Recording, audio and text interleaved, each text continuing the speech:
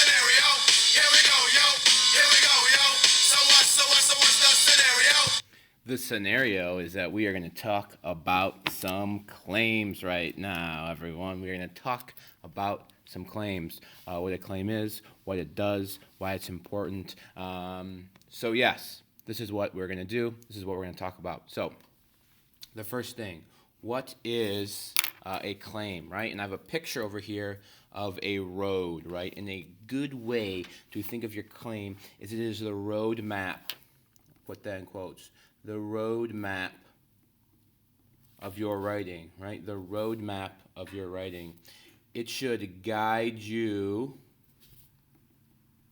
through the writing process.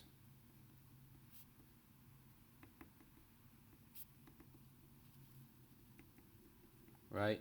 It's your roadmap. It's your guide through that writing process. What does it do, right? A claim, right, simply, right, gives your argument, right? It says what you believe, it says what you believe, it says what you're going to prove, it says what you're going to show, right? So it is a statement,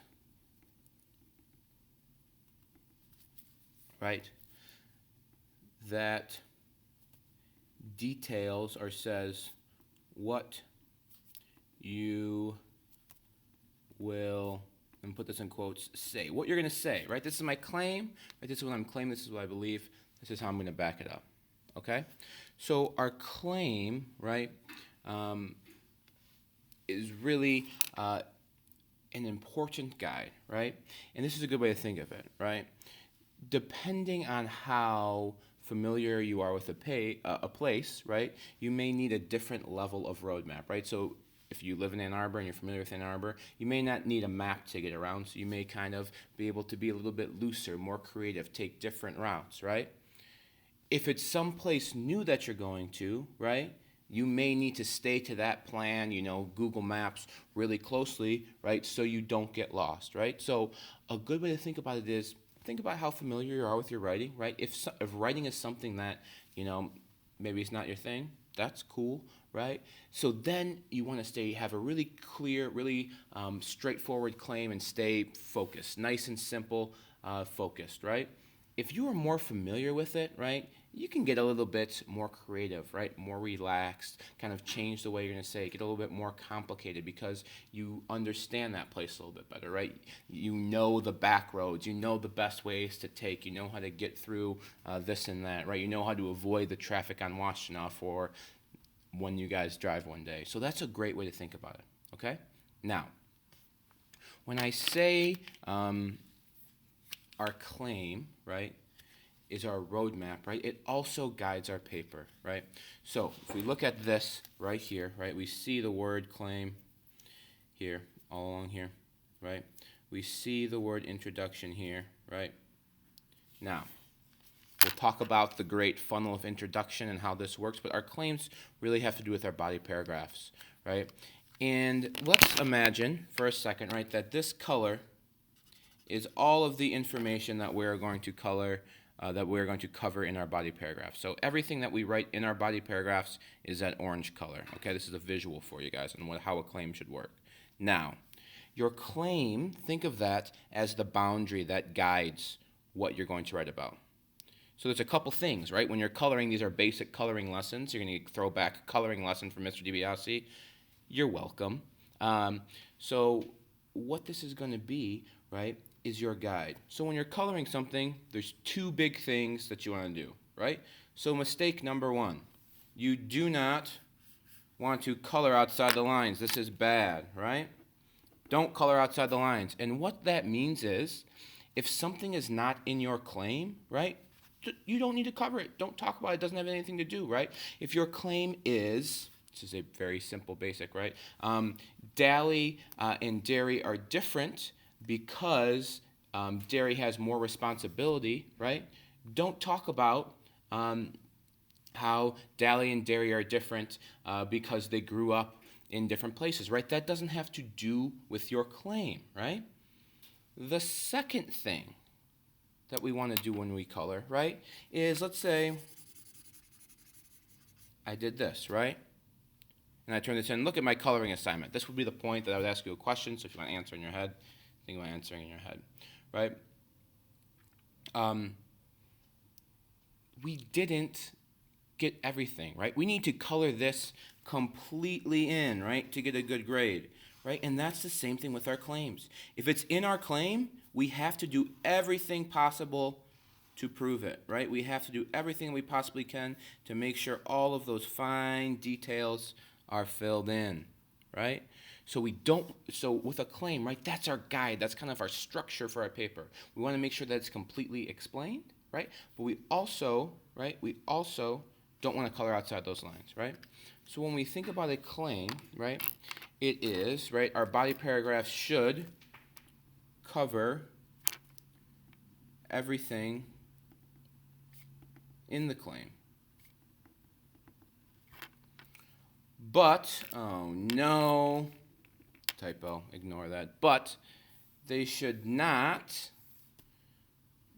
go outside of the claim, right?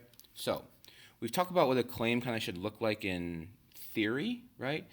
Here's where we talk about more on how to actually specifically write one, okay? So a few things. We want to be as specific as possible, right?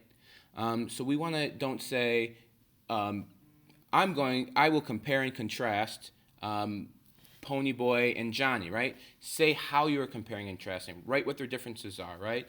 Right? You know, Pony Boy and Johnny are similar in age and personality, but they have a very different home life, right? That is more specific, right? Use some strong language. This is not the time to be modest, everyone. You are firm in what you are thinking and what you are believing. You are firm. You believe, and you're saying, this is what I think, this is what I believe. Don't say, well, maybe kind of sort of saying, this is the way it is, right? I see things differently, right? Little clue if you're paying attention, right? Our third thing, it's okay to make changes throughout the writing process. This is when we go back to our roadmap. So let's say this, right? You're driving around and you realize, right, there's some construction and this way takes forever. But if you go a back street, right, that way is more efficient, right? So sometimes our map, right, may change a little bit. Our directions may change, right? Be clear, be focused, right? This is one time you want to be this great word. I'm bringing it up. Hopefully everyone will have it stamped in the memory. Concise, right? Say what you need and nothing else. Okay, so based on these tips and tricks, I have some different things that we want to make, right, for these corrections. I will say Pony Boy and Derry have different perspectives, right? That one to me seems, if I'm giving some advice, doesn't seem very specific. So what you want to do is write that in a way where we can be more specific, more direct, and say kind of specifically, right, how their perspectives are different, right? I think that I see things differently from the character Pony Boy and the Outsiders. Again, this part is a little bit weak. We want to be stronger than that, okay? I think that, come on, you know that. You know it, you believe it in your core, you know it, okay? So right now, pause this, hit the pause button, do your practice. Remember, when you show this to Mr. DiBiase, which is me, I will be checking and looking for it, okay? So pause this, make those corrections, and we'll get back to it. All right, you did your stuff. I will check. I will give you my feedback and my thoughts. Now, we're going to move on to our subclaim. And I have a beautiful submarine. Good little memory thing, right? A subclaim, right? Just like a submarine kind of goes underneath the surface, right? So if our claim is the water on top, right? Pretend we are in claim waters right here. This is claim waters on top. Our subclaim goes underneath and supports it, right?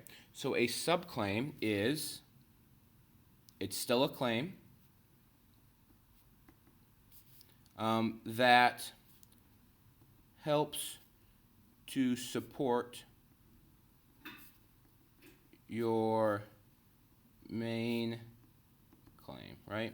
It helps to support your main claim and your main idea, right? If we go back and we are talking about comparing and contrasting Daly, right?